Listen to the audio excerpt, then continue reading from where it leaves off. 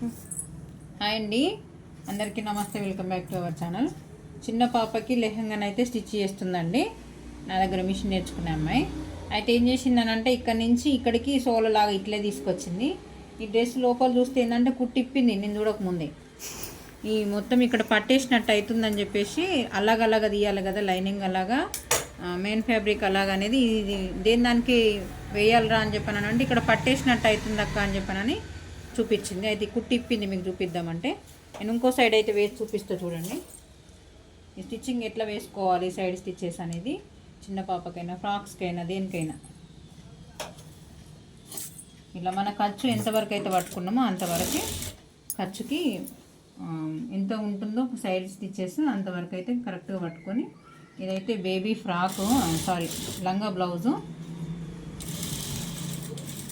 ఇక్కడికి రాగానే స్ట్రేట్గా ఇట్లే రానియద్దు, ఇట్లా వచ్చిందంటే పట్టేసినట్టు అవుతుంది. చూడండి ఇప్పుడు నేను చూపించినట్టు ఈ క్లాత్ ఎక్కడి వరకు ఉందో కరెక్ట్ చూసుకోండి. ఇది రెండు ఈక్వల్గా వస్తున్నాయా లేదా ఒకసారి చెక్ చేసుకోండి. ఇలా కట్ వర్క్ ఇచ్చింది చివర్లో.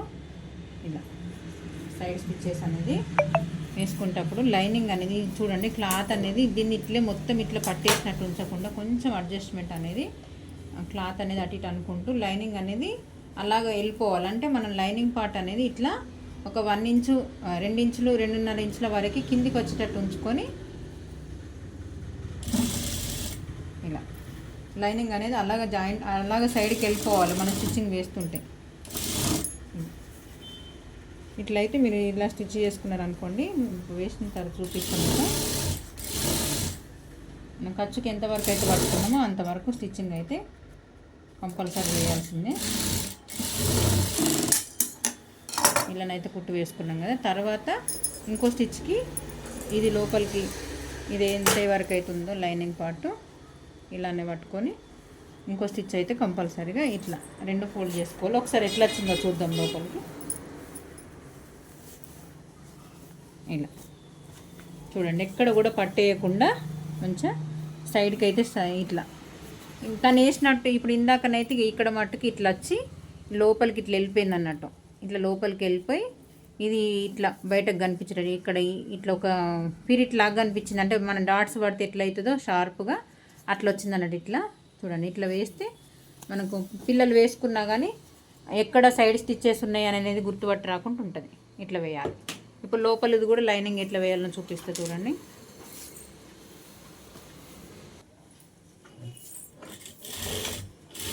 దీనికి ఇంకొక కుట్ట అయితే ఎక్స్ట్రా వేయాల్సిందే.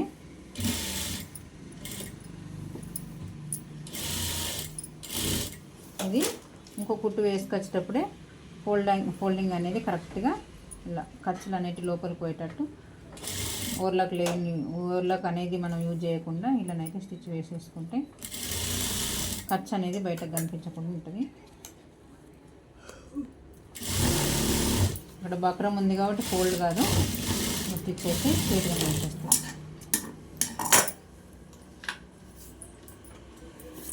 లైనింగ్ ఈ మెయిన్ ఫ్యాబ్రిక్ అనేది లోపలికి అనుకుంటే ఇక్కడ కింద చివర్లో కరెక్ట్గా చూసేసుకొని కింద నుంచి రావాలా. కింద నుంచి ఫస్టే ఫోల్డింగ్ చేసుకుంటూ డబుల్ ఫోల్డింగ్ చేసుకుంటూ ఒకటే స్టిచ్ వేసేస్తే సరిపోతుంది. ఇక్కడ చిన్న కుట్టు పెట్టుకోవాలి. రఫ్ కరెక్ట్గా ఖచ్చితంగా గుంజాలి.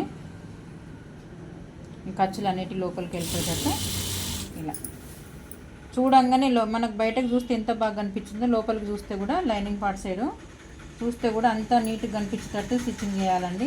కుట్టినామా ఇచ్చినామా పక్కకు పడేసినామా అనేది రాకుండా ఫినిషింగ్ నీట్గా ఇవ్వడానికి ప్రయత్నం చేయండి. మీరు కూడా ఖచ్చితంగా రఫ్ అయితే గుంజాలి. ఇక్కడ దీనికి ఉన్న దానికి ఎక్కడ కూడా పట్టేయకుండా నార్మల్గానే ఉంటుందండి.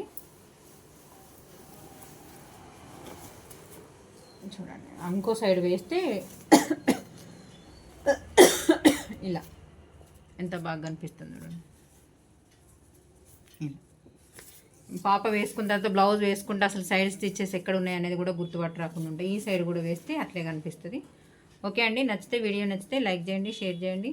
మరిన్ని వీడియోస్ కోసం ఛానల్ని సబ్స్క్రైబ్ చేసుకోండి. మన ఛానల్ని ఇలానే సపోర్ట్ చేస్తుండండి. ఓకే అండి, థ్యాంక్ యూ.